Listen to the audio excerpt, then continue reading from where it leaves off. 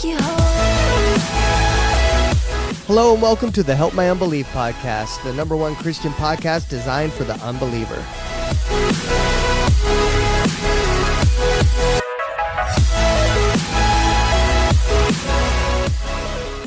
What's up, dude? Hey, man, I'm just blown away and excited today. You're excited. Why are you excited? I want you to tell the people why you're excited today. I am actually excited because I reached out to my brother, who is a self-proclaimed agnostic, and he agreed to come on and talk to me in this format. Are you nervous? Be honest. A tad bit, but then at the same time, no. You can't let your brother know you're nervous, right? You're like, "Ooh, I'm coming for you, brother." No, we have a good relationship. Yeah. We have differences in a lot of thought process on a lot of different things. So we grew up in the same house, in the same format, yet at the same time we have gone completely separate ways. And my lifestyle and his lifestyle was nowhere near each other. Yeah. How many siblings do you have? I actually had two brothers and two sisters. Oh, really? I just recently lost my older brother. Yeah. And how many of them are believers and how many of them are not? Do you know? One of them's not a believer? No, one of them is. And he's sitting right here. All of them are atheist. Okay. Well, I'm excited to interview him and get to know him and figure out like where we got and then just kind of go from there. Well, I won't say that all of them are like atheist or anything like that. They're not in that position in life that they are actually doing a lot of thought process on God. Same as I was for 30 some odd years. So that's the problem I'm seeing in the world is not necessarily lack of belief. It's apathy. Yeah. It's that just and distraction. Not caring. The enemy's completely got them distracted by everything going on in the world. And it's just like, I don't care enough to break me free from what I'm doing right now to be able to search that. Then that's such a dangerous place to be. But God had to do that to me too with the loss of my mom. How old's your brother? I have to think. Let's just talk to him. Talk to him. There you go. Let's call him. Okay, what's his name? Kevin. Kevin? All right, let's talk to Kevin. This is Kevin. Hello, Kevin. How are you today? Doing pretty good. Hey, this is, well, you know who I am, but this is Zach. Hey, Kevin. How's it going, man?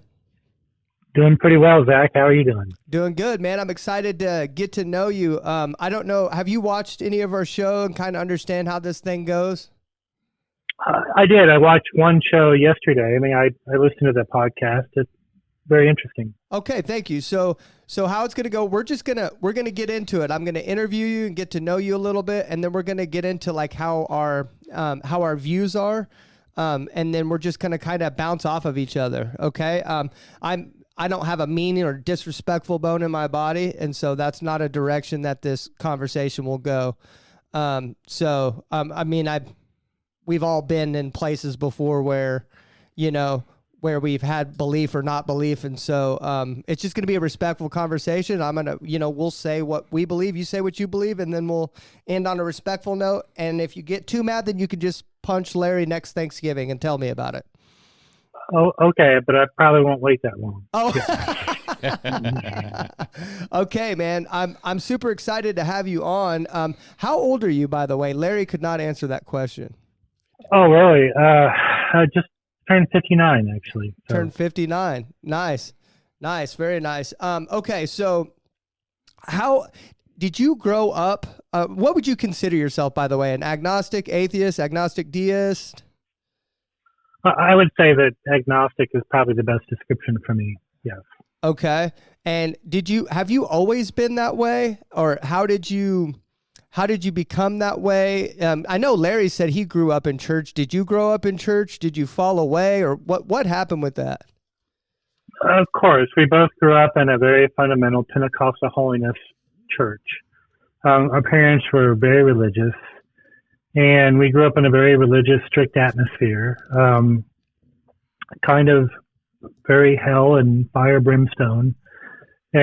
Although they did take us to the Baptist church when they wanted to scare us, with the movies like A Thief in the Night or the Burning Hell. The Burning Hell. Yeah. You remember that one? Yep. Yeah. I remember absolutely. that one. I can't remember a lot of things, but I do remember a lot of that particular movie. Yeah. But yeah, very fundamental. And I would say that I was mostly very religious and probably drifted out a little bit in early teens and kind of got back into it late teens. And I was always very black and white in a way. I mean, I don't know if I was black and white, but it was very absolute and stuff. Either things had to be that way or they weren't. And they didn't make sense to me. Yeah. And I would say I was fairly religious up until 17 or 18. And I remember kind of at some point at that age, kind of grappling with this idea of proselytizing and how could I do that and should I do that? And at some point just got to the point that I realized, this doesn't make sense to me. And it doesn't make sense to me that the way that I had been taught Christianity, that this small sect of Pentecostal Holiness Church somehow has the truth when no other Protestant religion or Catholic religion really has the truth. Do you believe you believe that there is a truth, an absolute truth out there somewhere? Do you believe in an absolute truth? Do you believe someone has the truth? I should say. I suppose that yes. That doesn't mean that I believe the absolute truth is a supreme being necessarily. But yeah, I mean, I think that's the essence of what I am, as somebody who respects our ignorance collectively as a people, right? Yeah. And somewhere there's a constant truth to be found. And how well we can put that in a box and stamp it and say it's this or that, I don't know. I think that our pursuit in life is to try to reduce that ignorance as much as possible, but we're never going to get there. We're never going to basically understand enough to really form a really good opinion about what's going on. Well, see, that's where I disagree slightly with you. Is I do believe there is enough to form a, I wouldn't even say opinion, a good conclusion about God. That would be my opinion, right? That I feel like we do have enough to draw a pretty good conclusion that there's a supreme being out there. But you are right. We will never be able to prove it. I think as long as this world exists, we will not be able to prove it one way or the other. Now, would you consider yourself that you're still seeking the answers, or are you just kind of like happy where you're at and you're just like, I'm good. Or are you still consider yourself seeking for truth and answers? Well, I think that is what we all do. Yes. We constantly try to understand the world around us and make sense of it. Yeah. And we try very, very hard to understand as much as we can, but I wouldn't say that I'm seeking the truth in an absolute supreme being or anything like that. I don't think that, being able to get to some point where I can say, okay, this is it, is really my goal. I just want to understand the world as much as I possibly can while I'm alive. Well, in your opinion, share with me your belief on how all this came to be. How I came to where I am? No, how all of this came to be, how the universe came to be, how the world came to be, all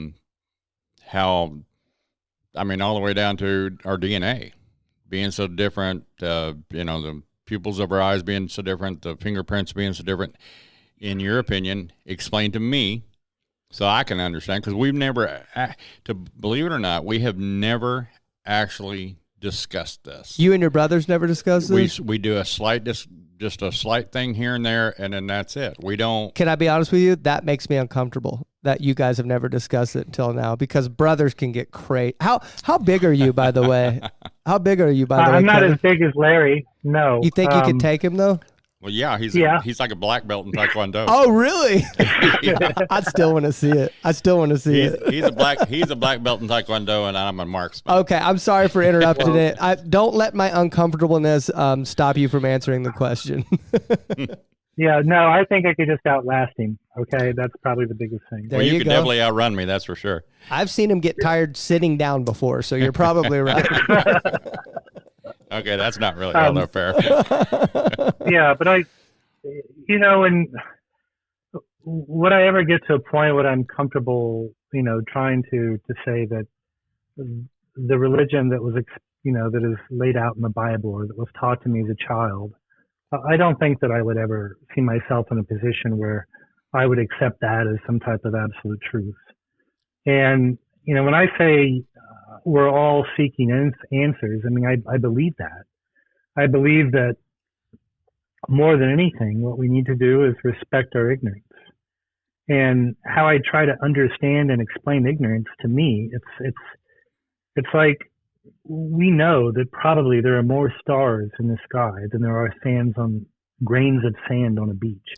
Grains of sand on all the collected beaches in the world, right? Yeah, and I learned this recently that in between each star, there is, if you were traveling, I think at 25,000 miles per hour, it would take you 250,000 years to go from one star to the other. And then the number of stars in the universe is infinite. So, I mean, you could be traveling at the speed of light and never reach the end of the universe in a person's lifetime. It's just insane. Absolutely. I want to know who did the math on that. Well, Einstein probably started it. Einstein probably started it. He's the one that Einstein's kind of one that kicked off like the mathematical equations of the universe, right? Am I wrong on that, Kevin? No. Well, certainly. I mean, he certainly is the one that kicked off an understanding of time and relativity and its relation between energy and mass and things like that. I think his biggest contribution was how we understand time. Yes. And how we understand that more than anything. Yes. But I mean, the theory of relativity. I don't know that he was necessarily an astronomer, but it laid the foundation for understanding, astronomy overall. Well, no, he wasn't, but he definitely dipped his toe in the water. Like he was definitely one of the guys that was trying to use math to see whether the world had a beginning or the universe had a beginning or not.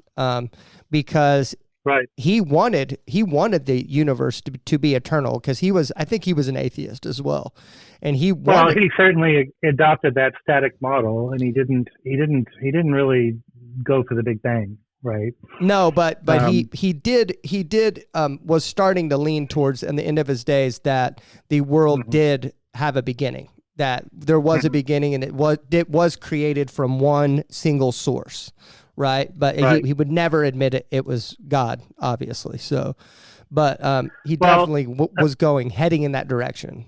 If I could kind of get back to my analogy, if we think about each grain of sand on all the beaches in the world, maybe representing one star, and what we think we know about that one solar system. If we think about what we know about the Earth, if we think about, what we know about our own body as a fraction of what there is to know, and what we know about that one grain of sand compared to all the other grains of sand, it is just a very healthy respect for our collective ignorance.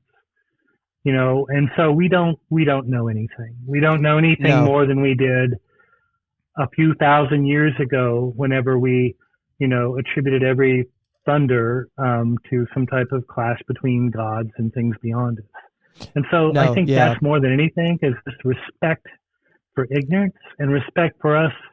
The world's an amazing place. It's a deep, fascinating place, and not just the world, the universe. And what we want to do as humans is we want to have answers. We want to be able to say, this is that. And we've always wanted that. We've wanted to say, well, and we've taken extreme measures as a people, right? We've sacrificed children, to appease God because we didn't get quite the corn crop that we really wanted. We've done that collectively as people. And our ignorance has always been something that we've grappled with. And at the end of the day, I respect that ignorance. I respect how little we know and how little we will ever know. Yeah. Do you? And given that, I don't feel like I have to label it. I don't have to say, well, this is, I don't have to provide those answers. No, of course not. That's to me. But let me ask you this question, because that's something I think about too. That's something I think about, exactly what you're thinking about, because it is apparent that we don't even close to know anything about anything, right? Even about our own bodies. Even about our own bodies, we don't even know probably 5% of what's going on in there, or how it's going on, and we're not even controlling what's going on inside of our own bodies. Now, my question to you though is if there is a God, right, and the Christian God is true, and he is exactly who he says he is, he created everything that we just talked about and more in 6 days. So wouldn't you think it'd be reasonable to believe that if that God does exist, that we don't even come close to understanding him at all, and how fascinating he is, and how, I mean, just to think about all this and that he created it in 6 days, that's fascinating to me. Sure. I mean, I suppose if we said that, if we take the assumption that everything was created by a supreme being, by God, obviously we couldn't fathom him, and if we can't fathom him, we certainly can't, explain his political positions, like I think we often do in modern churches. That's the problem. Well, and we often label him evil, not evil, or anything else like that, or contradictions in the Bible and stuff. And I always lean towards, like, maybe I just don't understand what's being said or why the reasons are, because we're so little. Well, one of the things that I'm noticing in most of the people that we talk with, and most of the studying that I have done to prepare, is that we take the actions of man guided toward, or meaning toward, a God, and that is with a little g, and then we take one God and blame him for everything.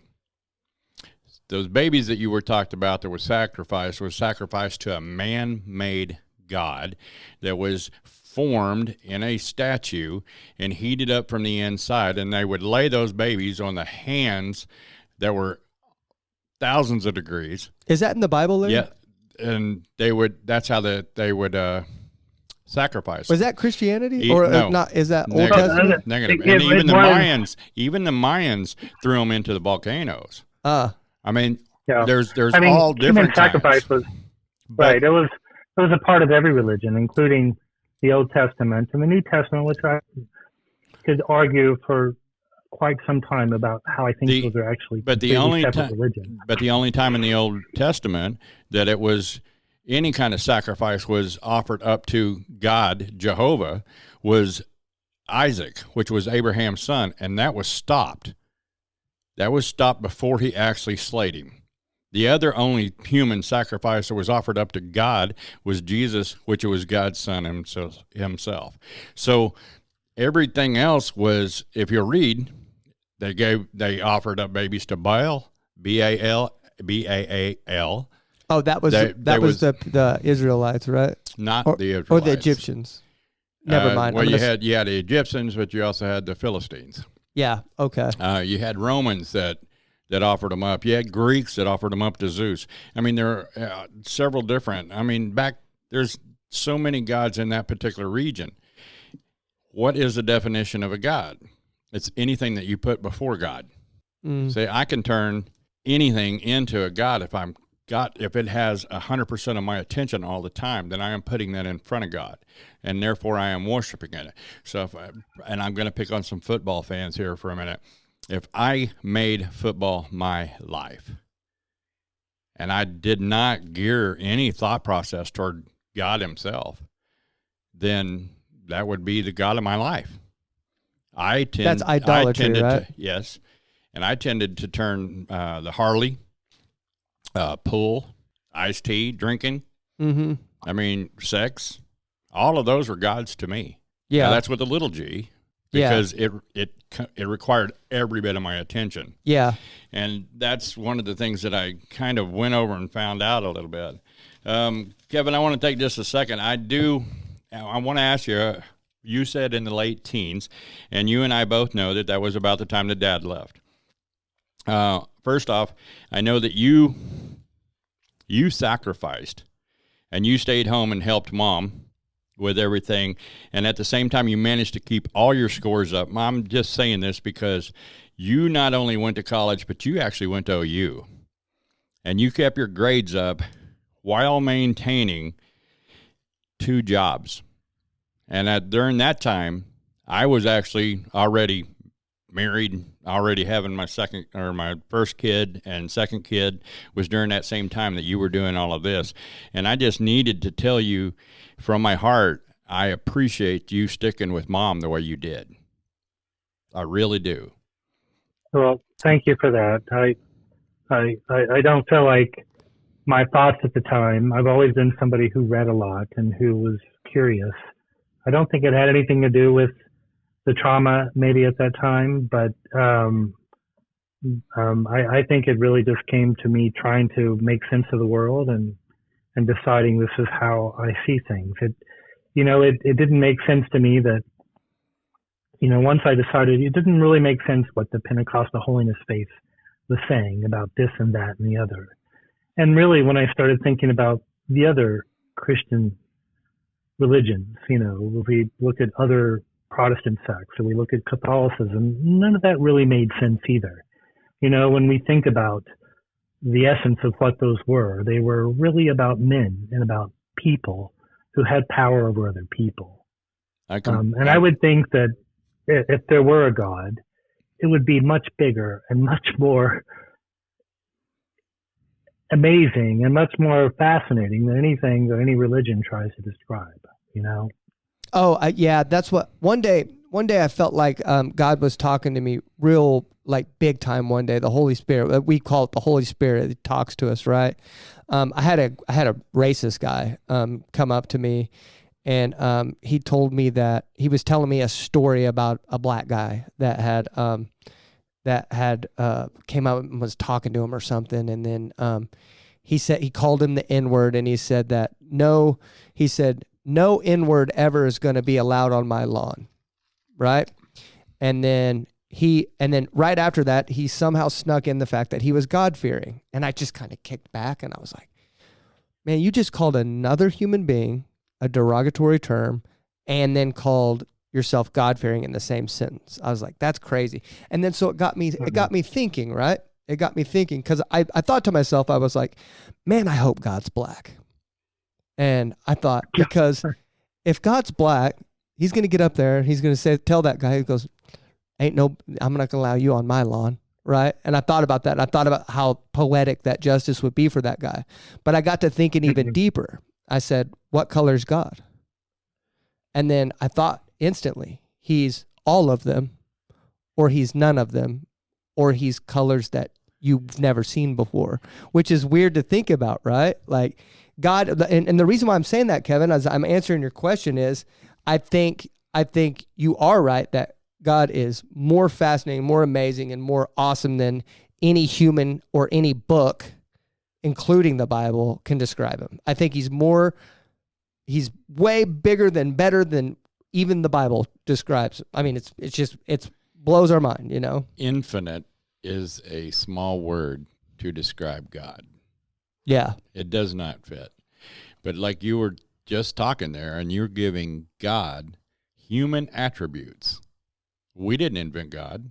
God invented us. I'm using it as a joke, right? I hope God manifests himself as black to that guy.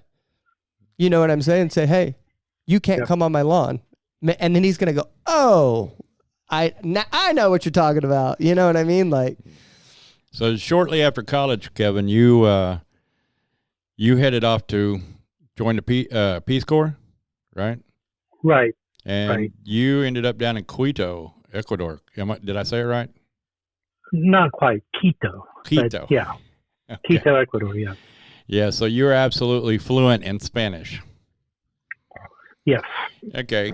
Well, absolutely, it would be something my wife would argue with, but okay.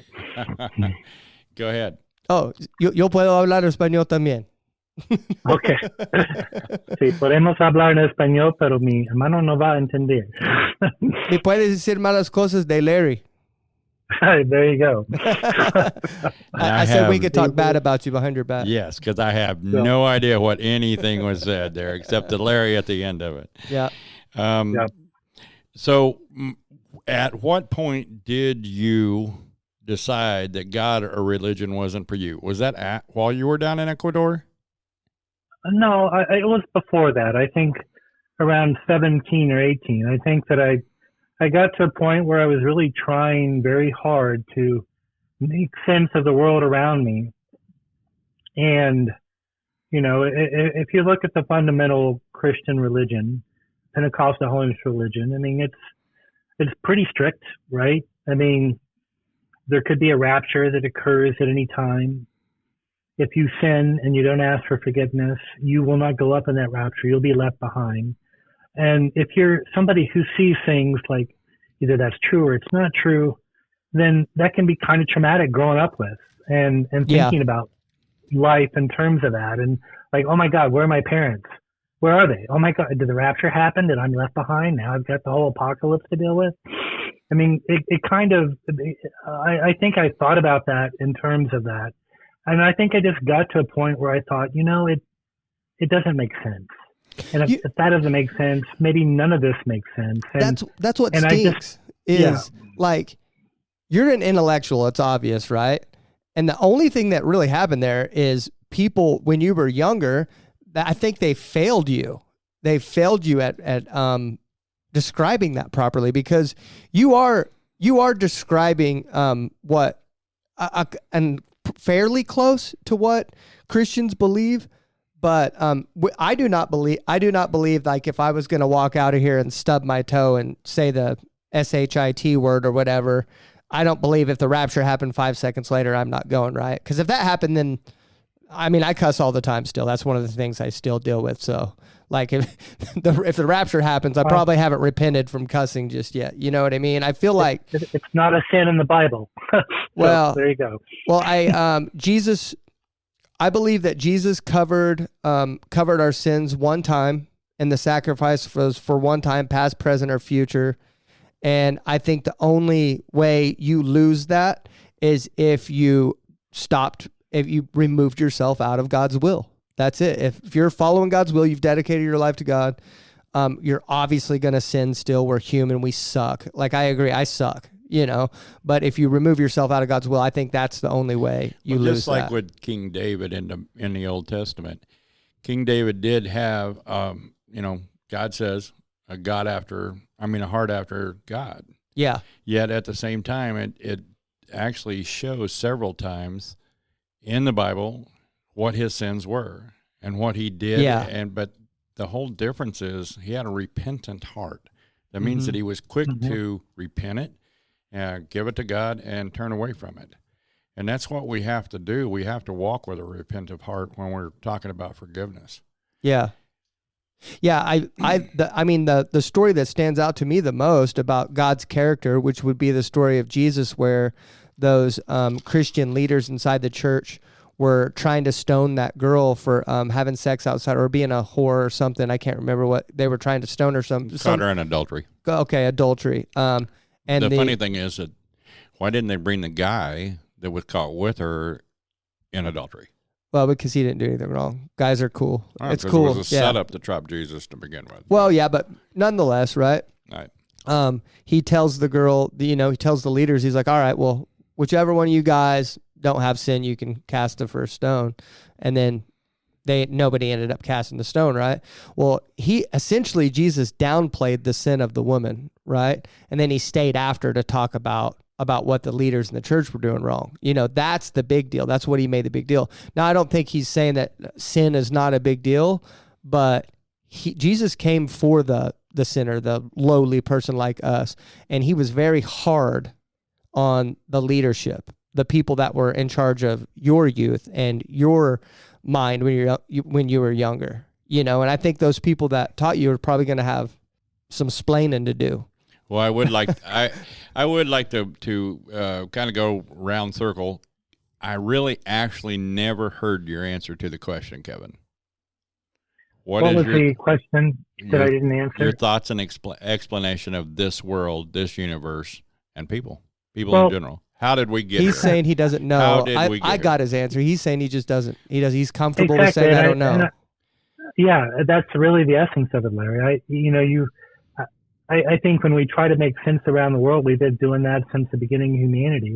Is that whenever the thunder happens, we have to offer an explanation, and so we do. It's the gods are angry because I didn't raise my kids right or whatever, and I don't feel like I have to do that. I don't feel like that I have to provide the answer. I'm in awe of our ignorance collectively. Well, mostly, and that's really the essence of it. Well, the reason that I ask that is because any time that I talk with somebody that doesn't believe in God, they come up with the explanation of how everything came about.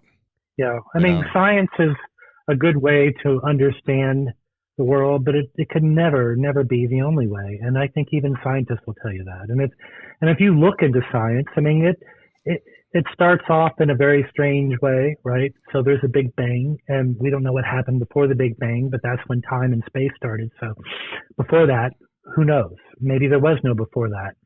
It just happened. And then it ends with trying to understand, things like quantum theory, where we don't understand where it goes. How many different universes are there? I mean, science begins and ends in a very confused and strange way, and all that is just a methodical way to understand the world. But we, at the end of the day, we don't know anything. We just really maybe understand a slight fraction more than we did a few thousand years ago.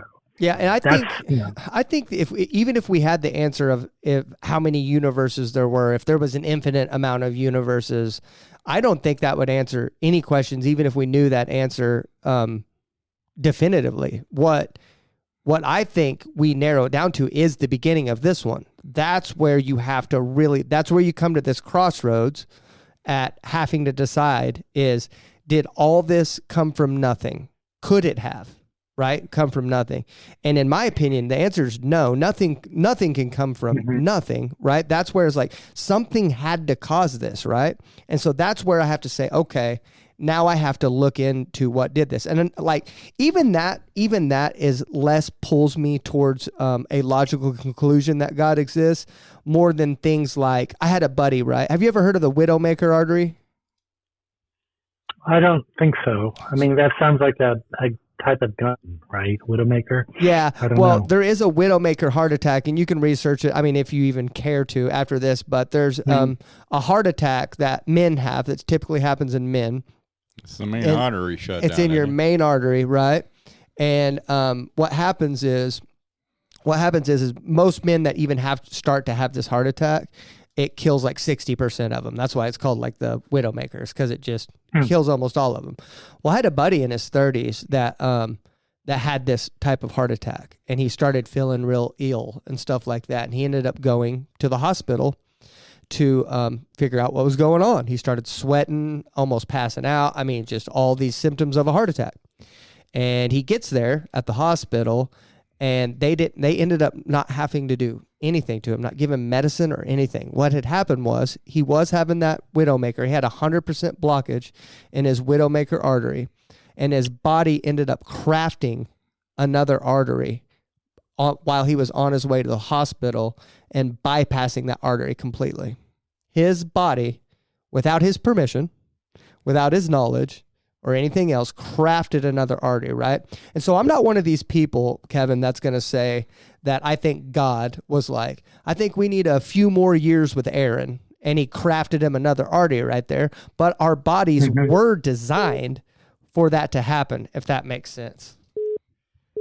So, so I think God designed our body for that Widowmaker artery, in which if you were to have this heart attack right now, or if I was going to have this heart attack right now, our bodies would attempt to make the same artery. It would do the same thing. It's going to try to find a way to bypass that heart attack that's happening, right? But to me, what's so fascinating about that happening is that happens without our permission, without our knowledge, It just happens instinctively inside it's like our body knows. It's written in, it's almost like how a person writes code into a computer. Does that make sense? And I just don't see how in the world all that could happen randomly. Does that make sense to you?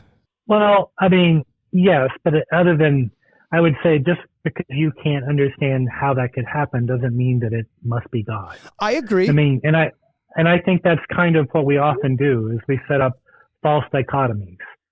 Either the universe came from nothing or God created it, and therefore I can't believe the universe came from nothing, and therefore it must be God. And to me, everything is always gray.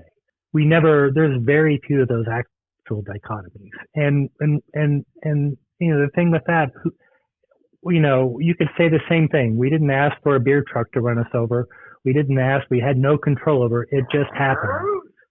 Was that fate? Was that just because a beer truck ran us over? We don't know. No, but it is slightly different, right? Because it is slightly different. Just like if you were to have a computer pulled up, right, and it just did something, it just did something on its own without your permission, you would know that someone ultimately wrote it into that computer's code to do that, right? The same way I look at that, what that guy's artery did in the same way. Like, it would be asinine for me to say that anything happens on a computer without a person having to do that. Does that make sense? Without a person having to write that into that computer's code. So I look at that the same way.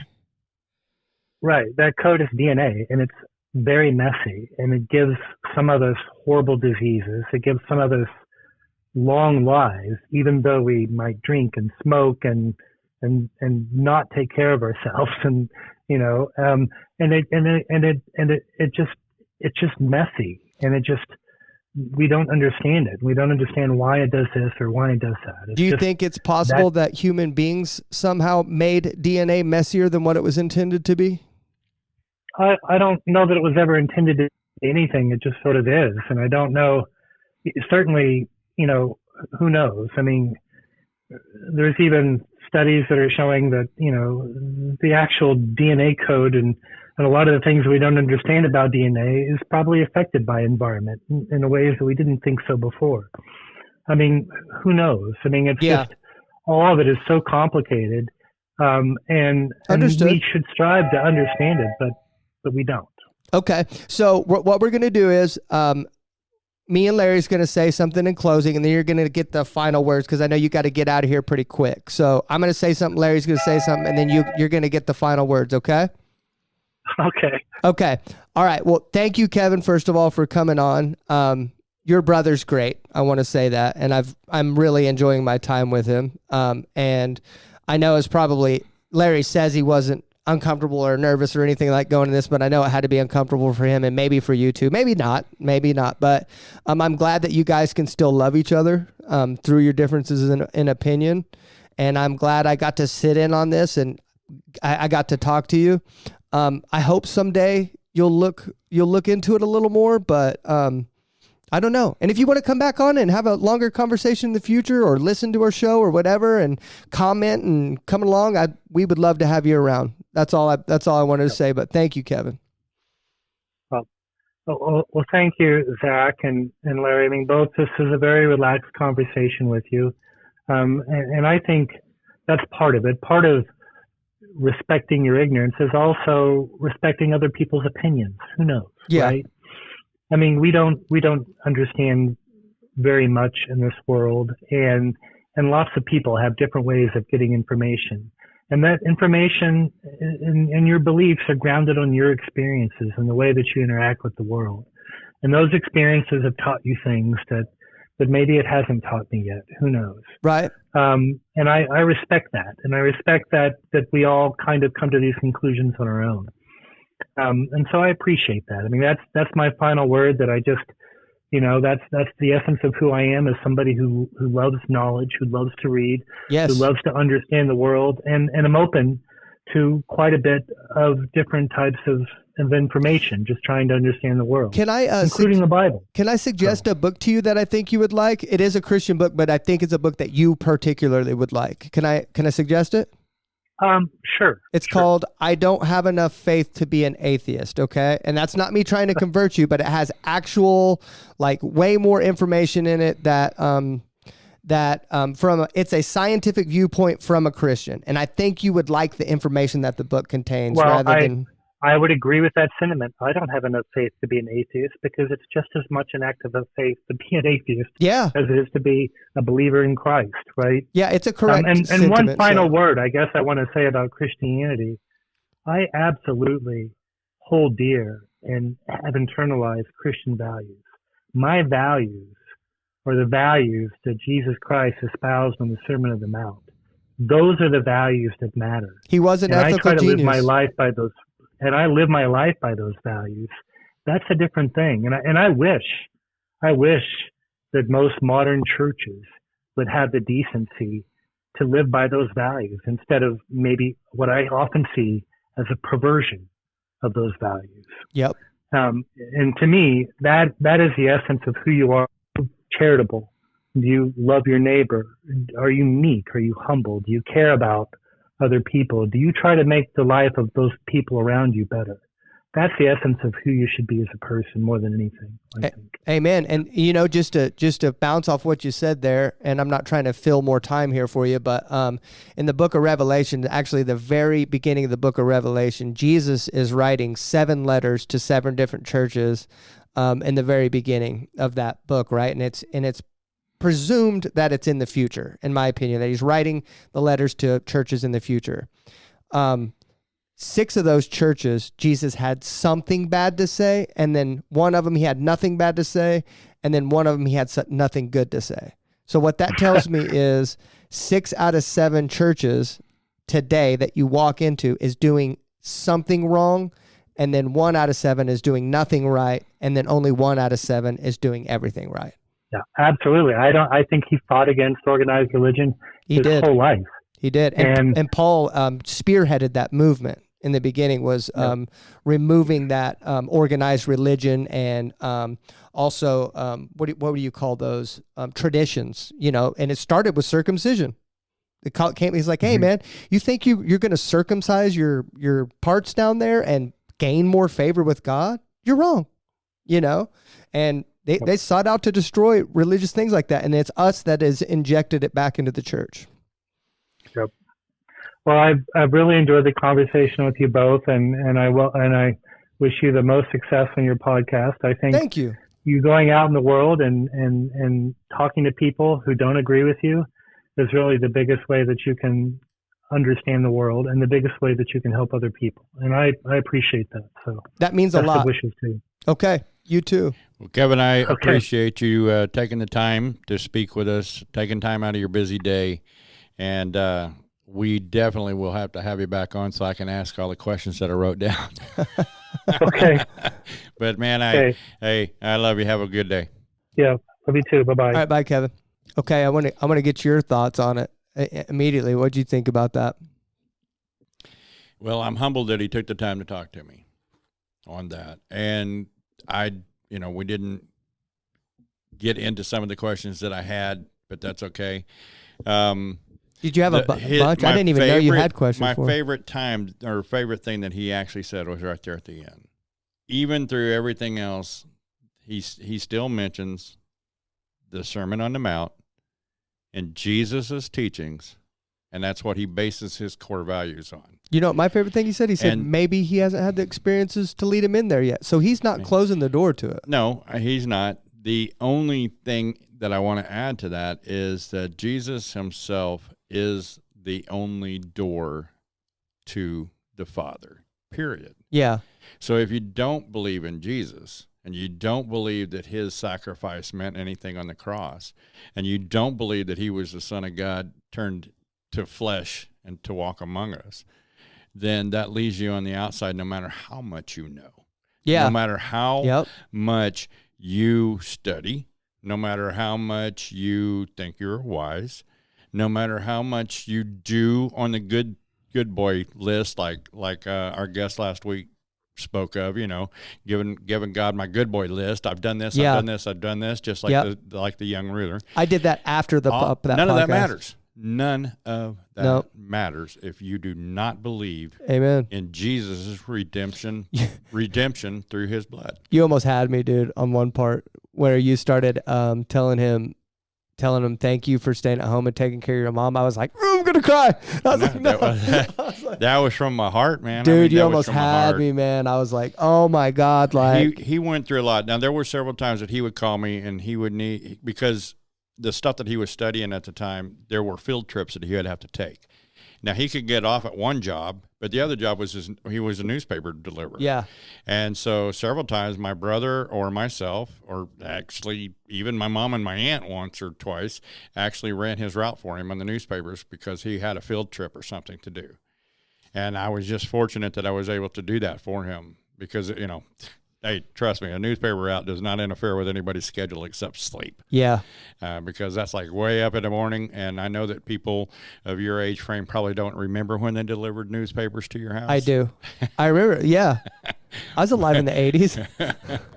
But I mean, that right there, I know that he really went through a lot. And I know that I was selfish and unable because I was starting a family and my other brother was married and my sister was actually, older sister had already gotten married and moved off to. So do you think there's a little bit of like, man, I've been this good guy coming from him. He's like, man, I've been this good guy my whole life. I stayed around. And then this guy went out doing drugs and having fun and doing stuff like that. And he's like, I've been the good guy.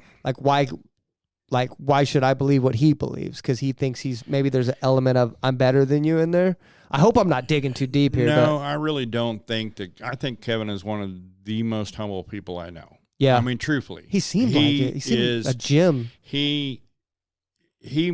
We mentioned Quito, or is that how you said it, Quito? Oh, Taekwondo?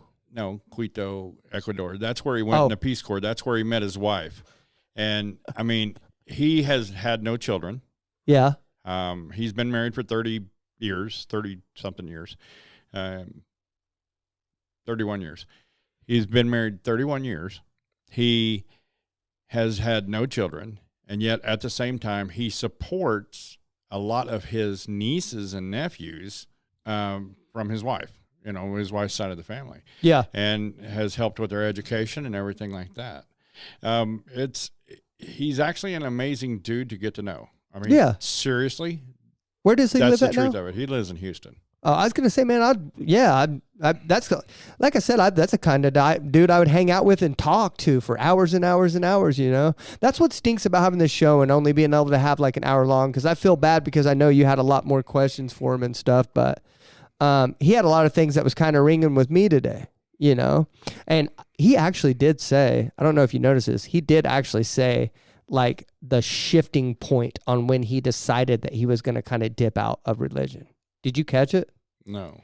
He said that when it was time, and I had to Google the word because I didn't know it. He used a big word that Zach didn't know.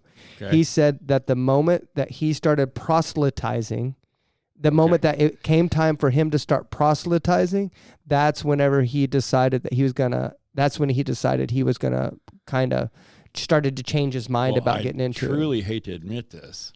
You don't know the word either? That is not in my vocabulary either. Okay, so I know, like I have a pretty big vocabulary, but I didn't know that word. Likewise, I'm a reader. But I Googled it. It says the action of attempting to convert someone from one religion to other. So he said that whenever it was time for him to go out and actually start, like where it came to the point in his religion where it's time for him to go out and start spreading his belief on other people, that's whenever he was like, I'm out.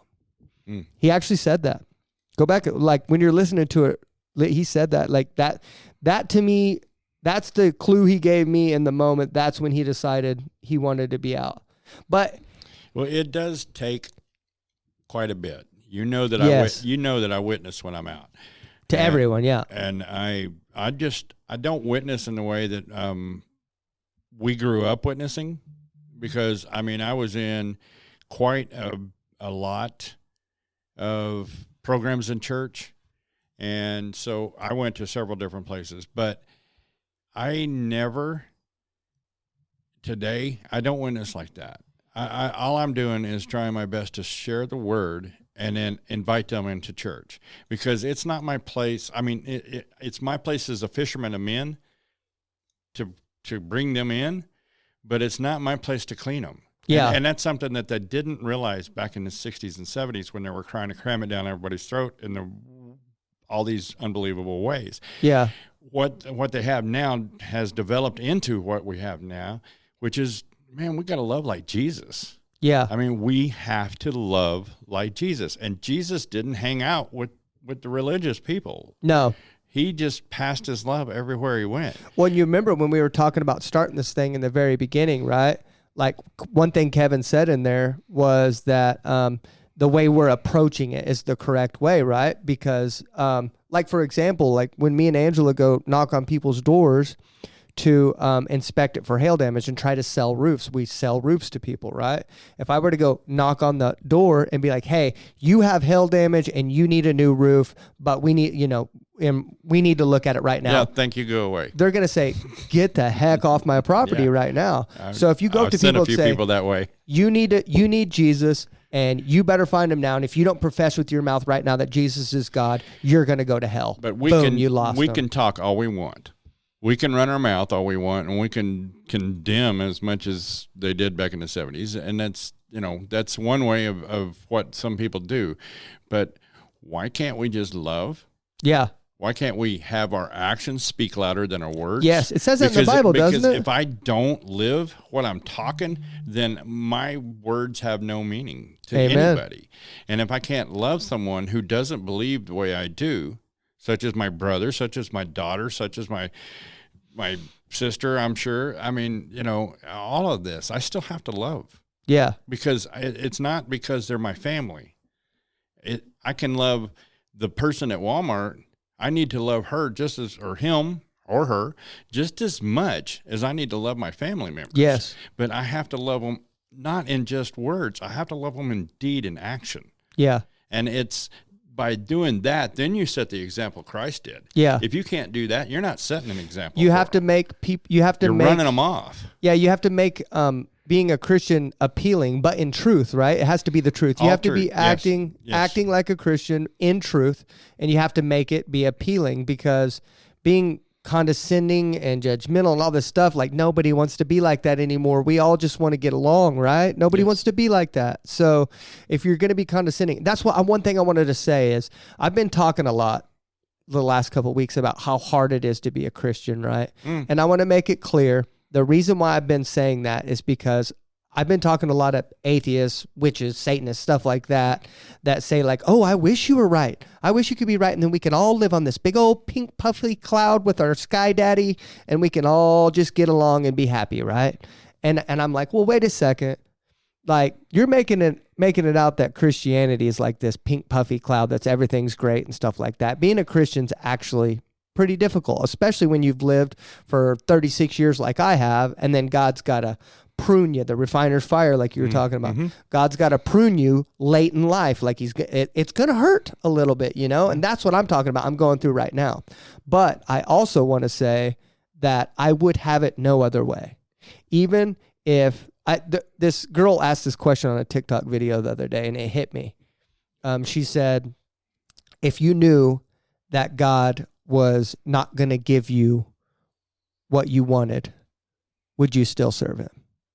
Yes. And I answered on the video. I said, where else am I going to go? There's nowhere else to go. One of the things that I really wanted to ask Kevin, because he doesn't actually deny the existence of God. He is okay. He's okay and comfortable with not knowing, and that's understandable. Okay, but I was going with this question at an angle of you don't believe in God. So right now I'm going to talk to atheists, and unfortunately you don't know who I am except for a couple of you. If there is no God, or God doesn't care for us, explain to Darcia's complete deliverance of alcohol to me. You cannot explain medically. You cannot explain physically. You can only explain it to me spiritually, that a person can be so consumed by alcohol that she was willing to divorce me to not have to quit drinking. One day, and the next day be delivered completely. And she didn't from have to go alcohol. through any. Now, wait. Let me tell. With no DTs, no rehab, no counseling, No medicine. nothing, except giving it to God from one day to the next. Miracle. Now, you tell me anybody that's ever tried to quit anything on their own, you tell me that you did that. Because you didn't. Yeah. It's a miracle. That means no thoughts of it. That means no desire. Now, I've tried to quit cold turkey smoking myself, several times. And, you still think about it. You think about it. Mm-hmm. I'm talking about nothing from one day to the next. She never even thought about it or nothing? Never looked back? Never had cravings, nothing? No. That's insane, man. Even when she found a hidden bottle that she had, they were turning up over the house where she had hidden bottles of alcohol all through the house. Wow. And they would turn up, and she would I got to pour this out. I got to take this, and I poured it, and she poured them out in the sink immediately. Wow. That would be that was Satan tempting her to step back into that path. Yeah. Every time. And why is that? The Bible tells us that when we clean ourselves or get cleaned by the blood of the Lord, and then if we don't keep that connection and that relationship, because dude, it's not about religion. It is about a relationship with Christ. And when you don't keep that relationship with Christ, it's as of a clean house. Okay, you've been cleaned, and then the demon comes back and visits it, and finds it clean, and he goes, "Hey, come here," and he brings 7 more demons into that clean house. Mm-hmm. That is what wreaks havoc. Yes, and that's what makes it very much harder for somebody who got clean once to get clean the next time. You bet. Darcia never had that. Darcia dove into the Bible. She went all in. She's my rock. Mm-hmm. She is unbelievable when you talk to her. Just her dedication to God with everything, because she owes him much. Yeah. She owes him much because he's delivered her from much. That's the crazy thing is right there. And that's why I am so strong on God, and why I want to get the word out there as much as possible, because I've seen this. Yeah. Not just in my life, and but that's I've exactly seen this. That's exactly what your brother just said there, dude. Was that he said he's glad that I've had those experiences, glad that you've had those experiences, and he said maybe I just haven't had those experiences yet to make him tip over that edge of more than just not caring or not or being okay with not knowing. He just hasn't been tipped over the edge yet, and maybe he will. You never know. So anyway, my prayer is for that. Yes, and we will pray right after this, and we will pray for his deliverance. Does that sound good to you? Amen. Okay, and I guess I'm going to see it. I'll see you all week, unfortunately, but we're going to see the audience next week. I just want to say thank you guys so much for watching this show. And even though there's only a few, I know you guys are going to stay with us forever, and you, all 30 or 40 of you, mean the world to us, man. Amen. And tell your friends. Tell your friends about us. We're going to get cards soon with QR codes. So we love you guys. Thank you. And we are out. I'll take you home. Thank you so much for listening to the Help My Unbelief podcast. Please don't forget to like, share, and subscribe. And more importantly, tune in every Tuesday at 9 a.m. for new episodes.